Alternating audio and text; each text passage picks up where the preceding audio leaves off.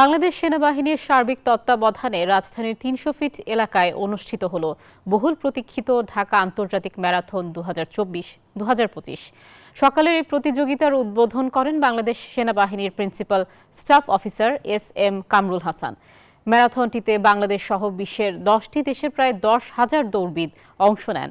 এবারের প্রতিপাদ্য run for humanity. ঘড়ির কাঁটায় তখন ভোর 5টা। ভোরের আলোর দেখা পায়নি নগরবাসী। কুয়াশাচ্ছন্ন এই সকালে রাজধানী ৩০০ ফিটে উপস্থিত হাজার হাজার দৌড়বিদ। এই ইভেন্টটি এখন পর্যন্ত বাংলাদেশে আয়োজিত ম্যারাথনের মধ্যে সর্ববৃহৎ আসর, যেখানে প্রায় দেশি বিদেশি 10,000 দৌড়বিদ অংশ নেন। 10টা হাফ ম্যারাথন কমপ্লিট করেছে, কিন্তু ফুল ম্যারাথন কখনো হয়নি আমার। এটাই ফার্স্ট ফুল ম্যারাথন।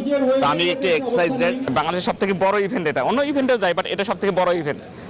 এই জন্যই আমার এখানে আসা। মাদককে না বলে সুস্থতার জন্য দৌড় হোক সারা বাংলাদেশের তৃণমূল পর্যায়ে দৌড়কে আমরা প্রচার দিতে চাই। আমি এখানে ফার্স্ট টাইম আমি খুবই এনজয় করছি।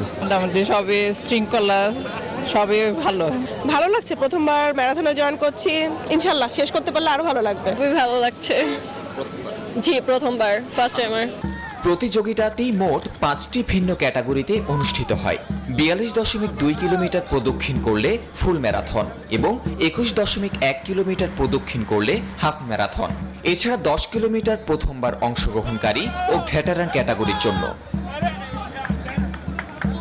বাংলাদেশ সেনাবাহিনীর principal staff officer S M. Kamrul Hasan বলেন, এই ম্যারাথন বাংলাদেশের সর্বস্তরের জনসাধারণের মাঝে স্বাস্থ্য সচেতনতা সৃষ্টি করবে। It will ultimately encourage our young generations to get themselves involved in various physical and sports events.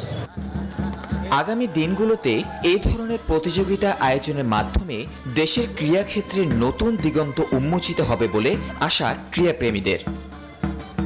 Tahmid Amin, news 24, Dhaka.